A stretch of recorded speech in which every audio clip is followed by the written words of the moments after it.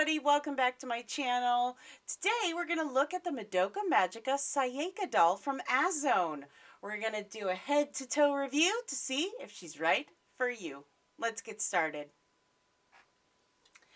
So Sayaka here is an Azone 1/3 doll. She is completely vinyl and she is an absolute delight to have.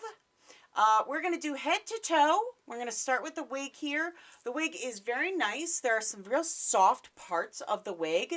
Unfortunately, there are some really hard, stiff parts of the wig as well. And that's so that it maintains its shape. She is absolutely stunning. The hair is really, really accurate for what it is. I mean, she does have pins in her hair there to kind of help make the whole outfit for her. Her face is absolutely stunning.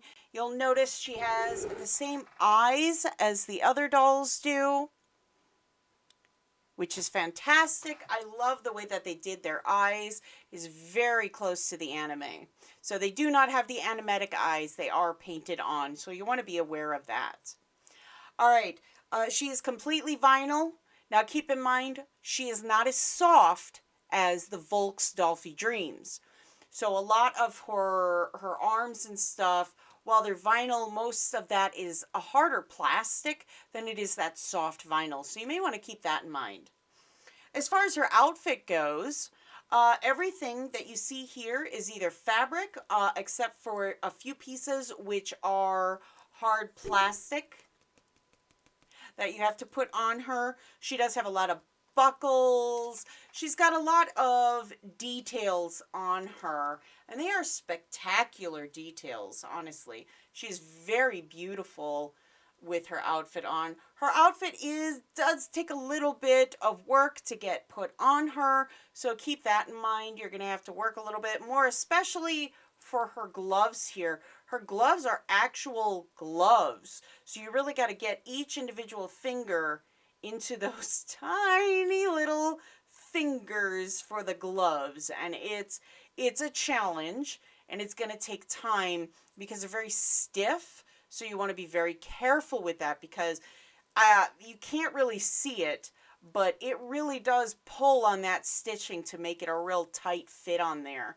So please be aware, it's going to take time, and do be patient. She does have her gem here. I have not put it on her, and the reason I have not put it on her is because of the staining that happened with Madoka. The gold on the back had a tendency to stain on her neck area, and you can see that's a gold area there. So she normally would have it on her belly here, but again, I didn't want any staining on her.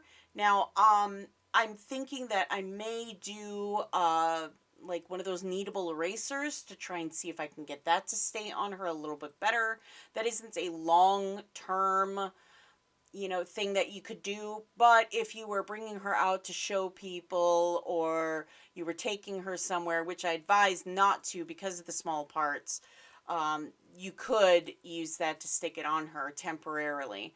Obviously, you don't want to use anything like Sculpey or anything like that because doing that is only going to stain the vinyl. So, and I definitely wouldn't use super glue because that's never coming off, and that tends after a while to eat at the resin. So keep in mind when you're putting this on that you're not damaging the doll when you do so. Like I said, find it best just keeping it on her base here. Now, her shoes are the hard plastic, and yes, she does have feet. Unlike Mommy, she does have feet that you got to put them in. Her buckles here, sometimes they do come undone, so you will have to do that. The problems that I have with her is some of her joints, and this may just be for my doll specifically. Some of the joints are very loose. So you'll see her arm does not hold that position at all. It just falls right down as compared to like her other arm, which will stand up there. Again, this is a fix that can be done. I normally would just take a kneadable eraser, wrap it around that peg that's in there, and I'll show you how easily these things come out. It's just a very rounded peg in there. It's very smooth, but adding a little bit of kneadable eraser around that area will make sure that it sticks in there real snug, so it won't keep just falling out or falling down like it does right now. Otherwise, she has great posability. She does hold, her position very well. She does also come with her swords.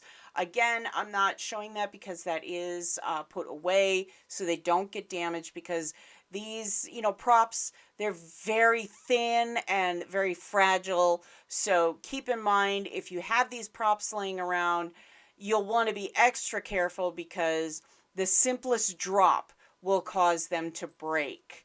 So, like I said, please keep that in mind when you buy, if you're looking to buy these dolls, I should say.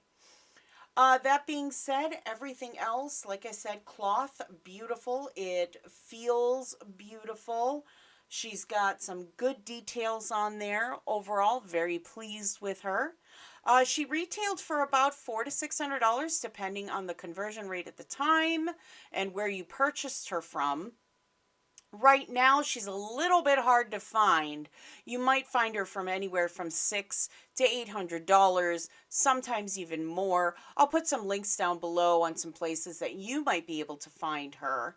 But overall, I don't think spending more than $800 is something that I would personally do, but you may feel a different way.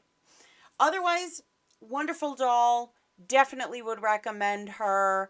Hopefully, I've helped you decide if she's right for you. She's definitely right for my collection here. And yeah, hopefully, if you add her, she'll be right for yours too. I want to thank you so much for joining me today. I hope you have a great day, evening, whatever it is, wherever you are. Stay safe out there, and as always, be good to each other. I'll see you next week. Bye.